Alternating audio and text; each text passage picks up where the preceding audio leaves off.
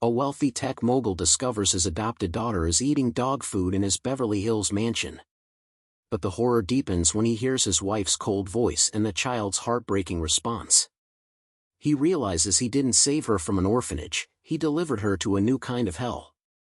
This is the story of a man who leverages his power not for business, but for a meticulously planned and devastatingly executed act of justice. A millionaire came home and saw his adopted daughter eating dog food. He froze when he heard her speak. Arthur Collins stopped at the entrance to the kitchen of his Beverly Hills mansion, the blood freezing in his veins. Through the half-open door, he saw a scene that would forever shatter his worldview. Nala, his 8-year-old adopted daughter, was crouched on the floor, eating directly from a metal bowl in the corner of the kitchen. The same bowl that belonged to Duke, his golden retriever, who had died the year before. For 30 eternal seconds, Arthur couldn't process what he was seeing. Nala, the girl he had adopted 3 years ago from an orphanage, was literally eating dry dog food as silent tears streamed down her thin face. "Finish it, you disgusting thing," came the cold voice of Eleanor, his wife of 15 years. "That's the dinner a liar deserves. Who told you to tell your father I don't feed you?" Arthur Collins, at 42, had built a technology empire worth $200 million. He was known for his analytical mind, his calm under pressure, and his ability to find solutions to impossible problems. But at that moment, watching his adopted daughter being forced to feed herself like an animal, his mind simply shut down. The discovery became even more devastating when he remembered the phone call 2 hours earlier. Nala had called his office, whispering that she was hungry because Eleanor had forgotten to make her lunch again. He had laughed, thinking it was just childish drama, and promised to bring pizza home. "Daddy won't believe you," Eleanor continued, now with an almost amused tone in her voice. "He knows I take good care of you. We're a happy family, aren't we?" It was then that Arthur heard the answer that made him understand the true extent of the horror. "Yes, Mommy Eleanor. We're a happy family." Nala's voice was small, broken, but it carried a resignation that number 8-year-old should know. It was the tone of someone who had learned that survival depended on lying about one's own suffering. Arthur backed away silently, his heart pounding against his chest. For 3 years, he had traveled the world building businesses, blindly trusting that Eleanor was caring for Nala like a loving mother.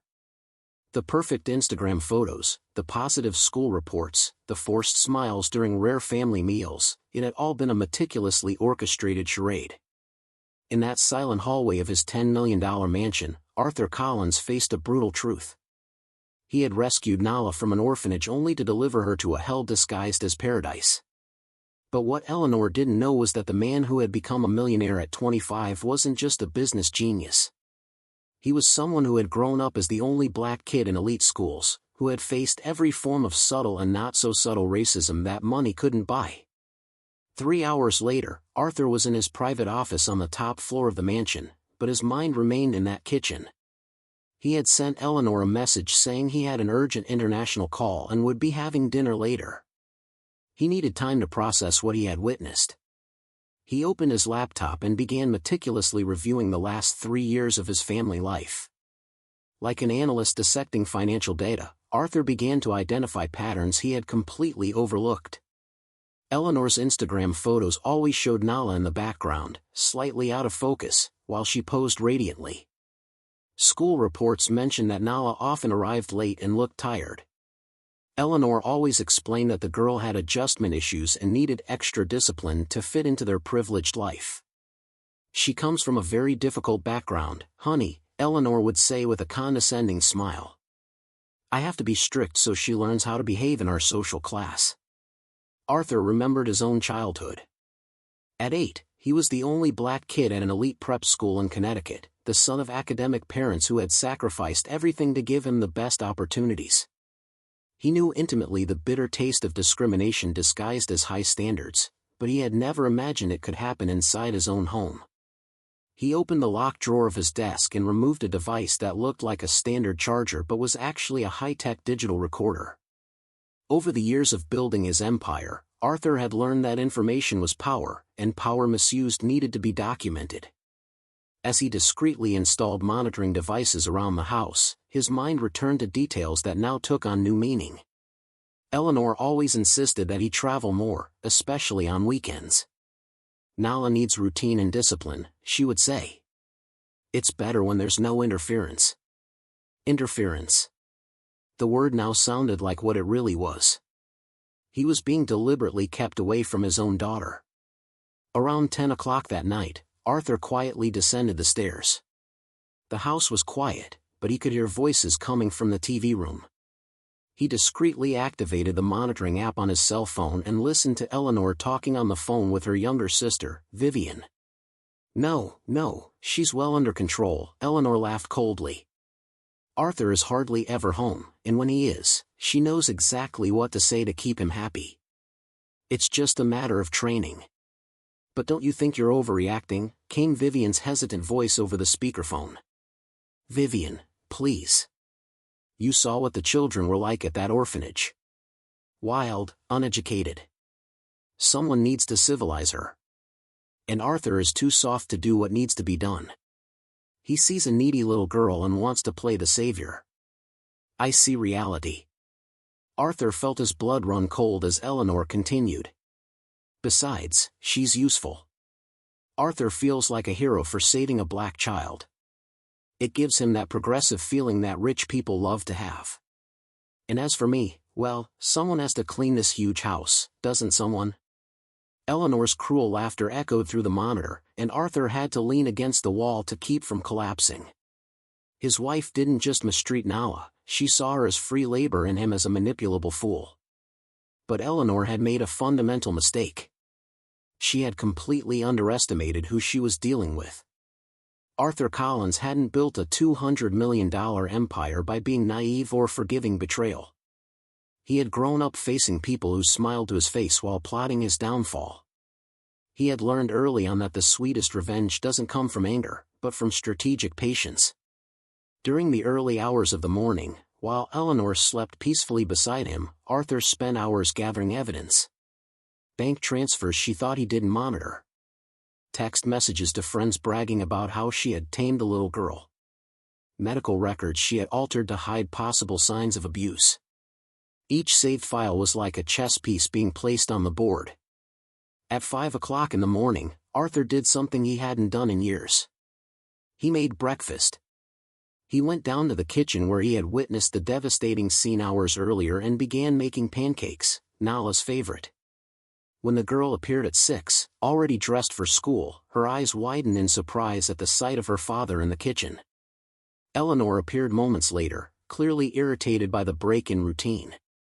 "What a lovely surprise," Eleanor said, forcing a smile. "Daddy decided to make breakfast for us." Arthur watched Nala hesitate before sitting down at the table, her eyes darting nervously between him and Eleanor, as if calculating whether it was safe to show her joy. "Eat up, my princess," Arthur said, piling a generous stack of pancakes onto Nala's plate. "You need your energy to grow strong." Eleanor laughed, but there was an almost imperceptible tension in her voice. "Be careful not to spoil her, dear.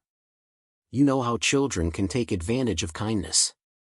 It was then that Arthur looked directly at Eleanor and said something that made her smile falter. "Sometimes, Eleanor, people take advantage of others' kindness in ways we can't even imagine. But fortunately, there's always a moment of reckoning." Nala looked at her father curiously, not quite understanding. But Eleanor understood the veiled threat perfectly. For a second, something like fear flashed across her eyes before she regained her composure. What Eleanor didn't know was that every word of this conversation was being recorded, and that Arthur had already begun to move pieces in a game she didn't even suspect she was playing.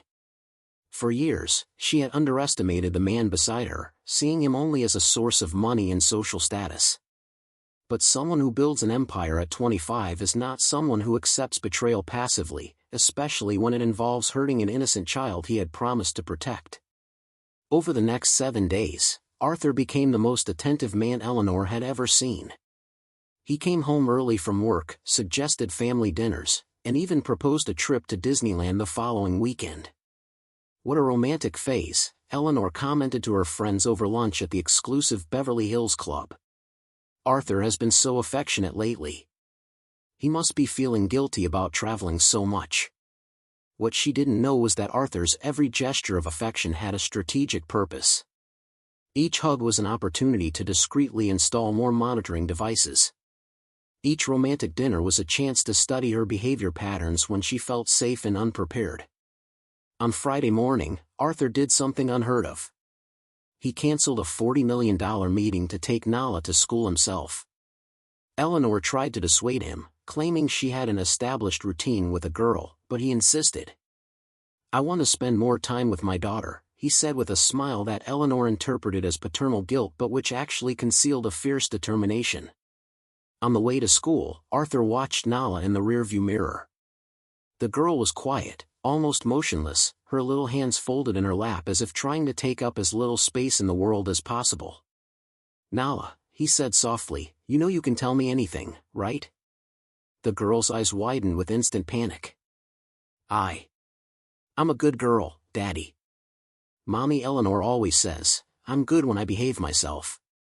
The phrase broke Arthur's heart, but it also fueled his determination.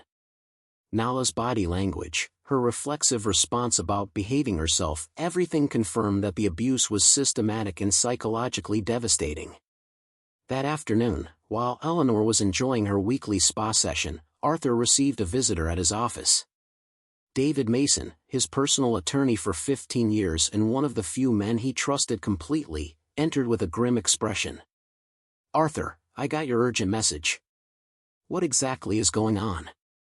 David had represented Arthur since his first business deals, had been his best man at his wedding, and knew every detail of his personal and professional life. He was also one of the most feared family lawyers in California, known for his ability to destroy cases that seemed impossible to win.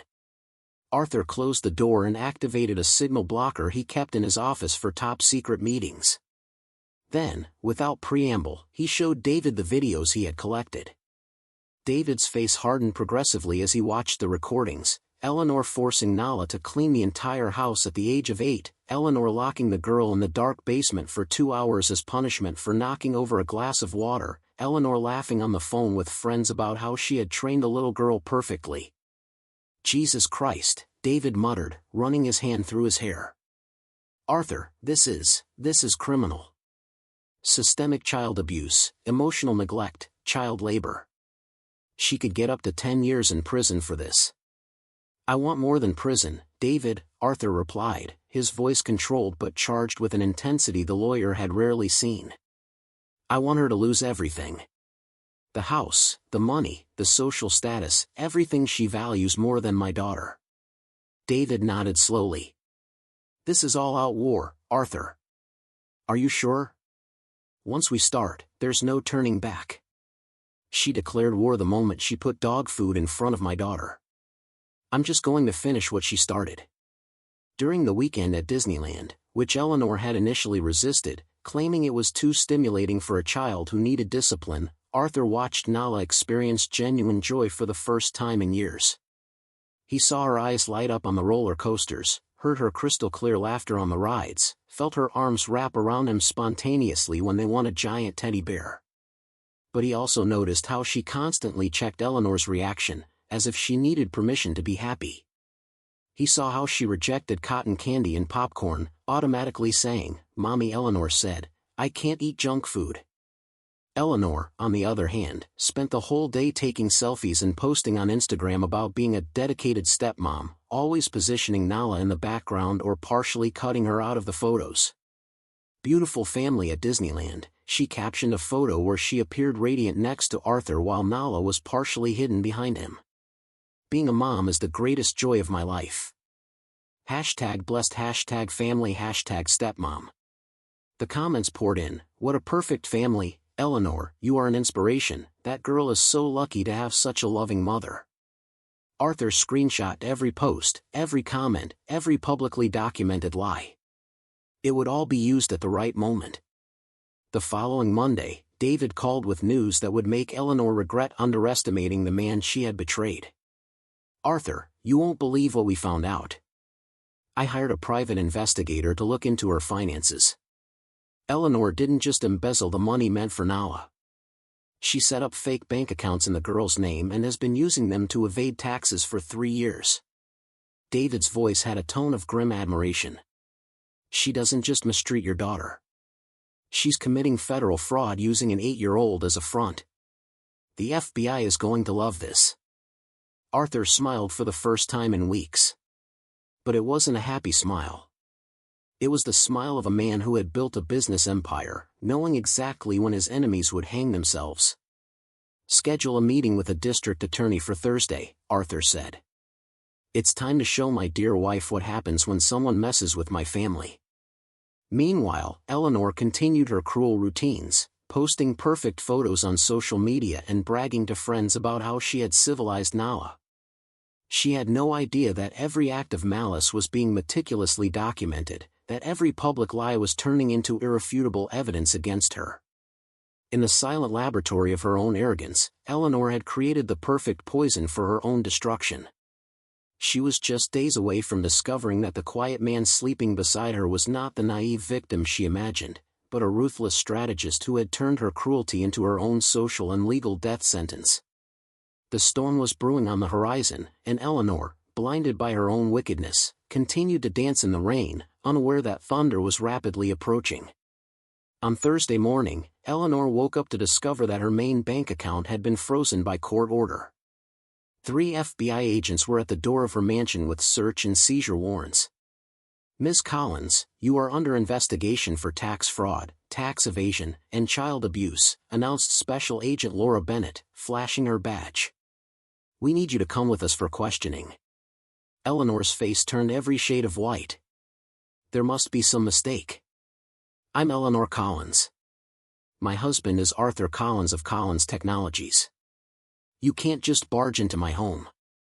Actually, we can, Agent Bennett replied coldly. And it was your husband who provided the evidence that made this operation possible. Eleanor's legs gave way. Arthur had orchestrated all of this. While the agent searched the house, photographing every luxurious room bought with the money intended for Nala, Arthur arrived accompanied by David and a social worker. His expression was one of absolute calm, like a CEO executing a routine corporate acquisition. Eleanor, he said, his voice echoing through the same kitchen where he had witnessed the devastating scene weeks earlier. I imagine you're wondering how we got here. Eleanor tried to regain her composure, but her hands were shaking uncontrollably. Arthur, please, can we talk in private? I know there may be some misunderstandings about how I raised Nala, but...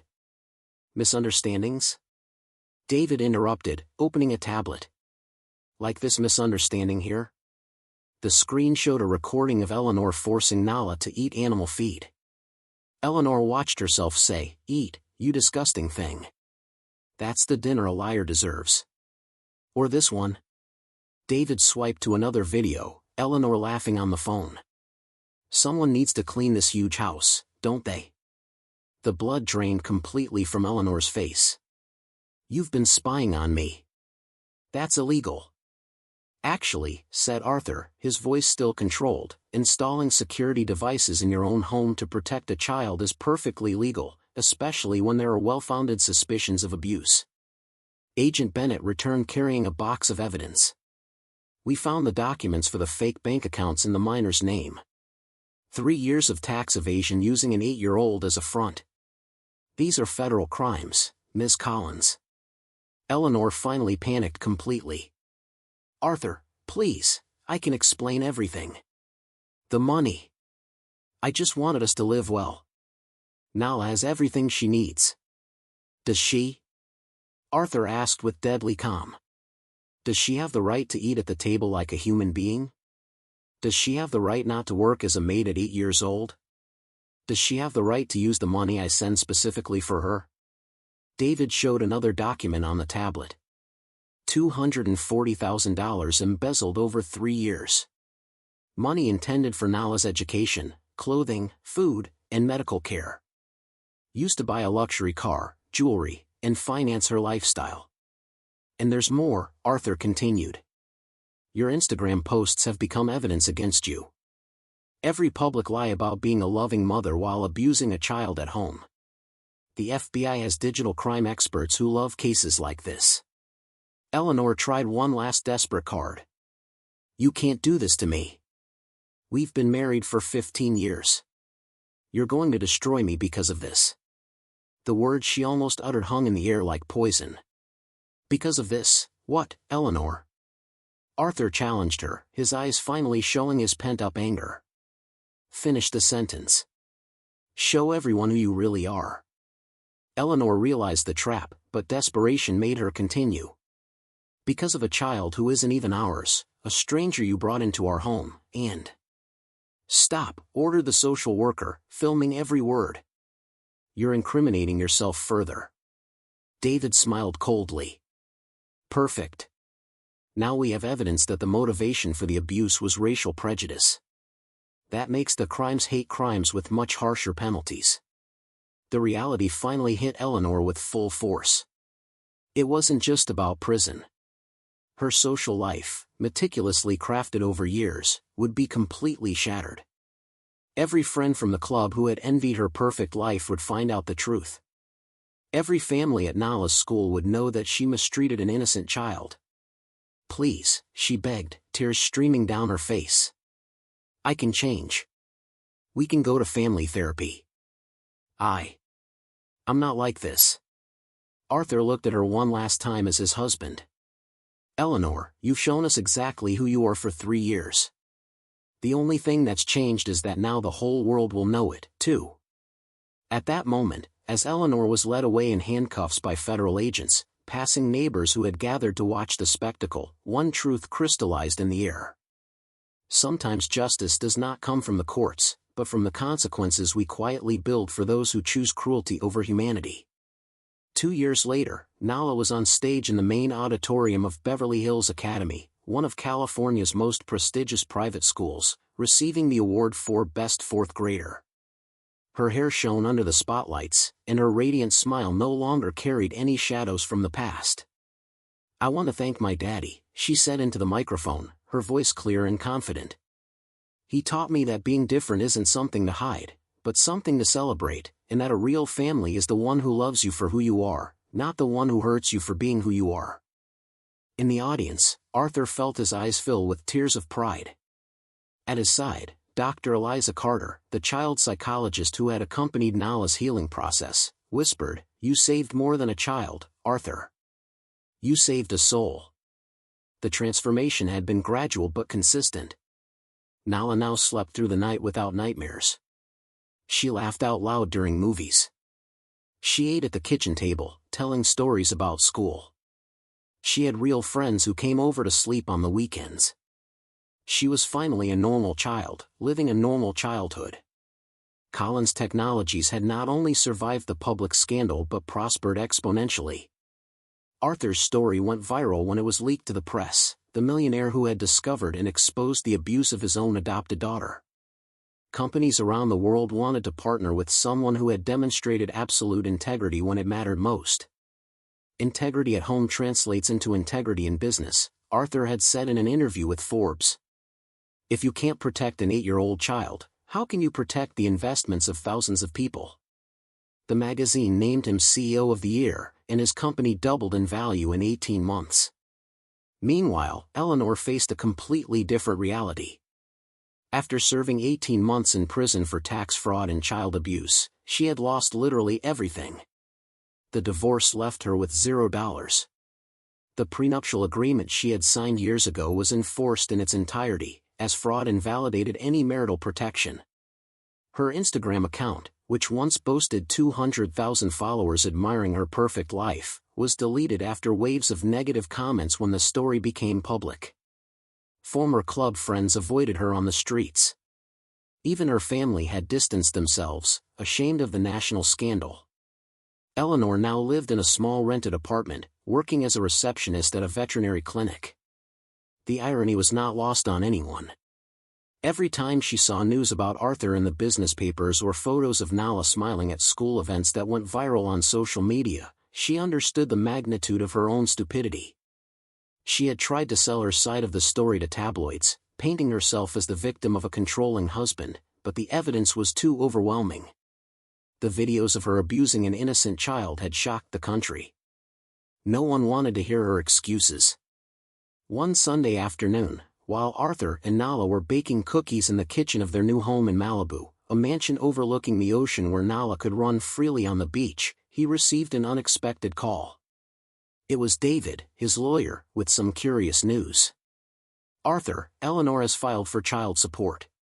She claims you left her in a vulnerable financial situation." Arthur laughed for the first time when he heard his ex-wife's name. "And what did you say?" "I sent him the recordings where she confesses to embezzling money intended for Nala to buy jewelry." The case was dismissed within 48 hours, and she even received a warning for procedural bad faith. That night, while Nala slept in her king-size bed in the princess-themed bedroom she had chosen herself, Arthur reflected on the last 2 years. The sweetest revenge had not been seeing Eleanor in prison. Although that had been satisfying, the real victory was in Nala's laughter echoing through the halls of her new home. Eleanor had tried to destroy the spirit of an innocent child out of pure prejudice and greed. In response, Arthur had built Nala a world where she was not only protected but celebrated, where her difference was seen as strength, not weakness. The girl who once ate dog food in secret now dined at 5-star restaurants. Not because money mattered, but because she deserved to be treated like the princess she had always been. Nala hadn't just survived. She had flourished, blossoming into a confident, articulate, and deeply loved child. Sometimes Arthur still thought about that kitchen in Beverly Hills, about the scene that had changed everything forever. The image of his daughter crouching down eating dog food still caused him physical pain in his chest. But that pain now served a different purpose. It reminded him every day to protect what mattered most. The true measure of a man is not in the money he accumulates or the power he wields, but in how he protects those who cannot protect themselves. Eleanor had forgotten this fundamental lesson and paid the highest possible price. She lost the opportunity to be part of the extraordinary life that Nala would become.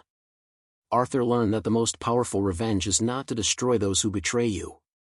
It is to build something so beautiful and meaningful that the betrayal becomes irrelevant. He didn't just get his daughter back. He became the father she always deserved to have. If this story of how a father's love can move mountains and turn injustice into triumph has touched your heart, subscribe to the channel for more stories that prove that sometimes the best revenge is simply to live so well that your enemies become irrelevant to your happiness.